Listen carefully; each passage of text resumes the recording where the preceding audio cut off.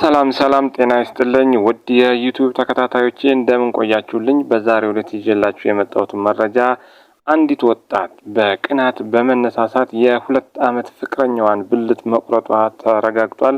ፖሊስ በሰጠው መረጃ መሰረት ልጅቷ የ2 ዓመት ፍቅረኛ የሆነው ልጅ ግንኙነት እንዲያደርጉ ተጠይቋለች። ነገር ግን እሱ ማድረግ እንደማይፈልግና ድካም ውስጥ እንደሆነ ይገልጽላታል። ነገር ግን እሷ በጥርጣሬ ከሌላ ሴቶች ጋር ግንኙነት እያደረገ እየመጣ ነው፣ እኔን እንደዚህ አይነት ሐሳብ የሚያቀርብልኝ ብላ ጥርጣሬ ውስጥ በመግባት በቅናት በመነሳሳት ብልቱን ልቆርጠው ትችላለች ማለት ነው።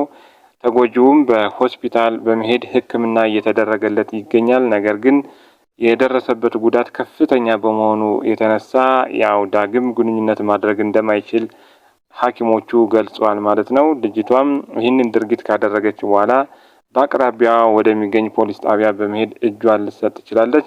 በሰጠችውም ቃል መሰረት ያለው ነገር በሰዓቱ ስሜታዊ ሆና እንዳደረገችውና በቅናት ተነሳስታ ይህን ድርጊት እንደፈጸመች ለፖሊሶቹ አስረድታለች ማለት ነው።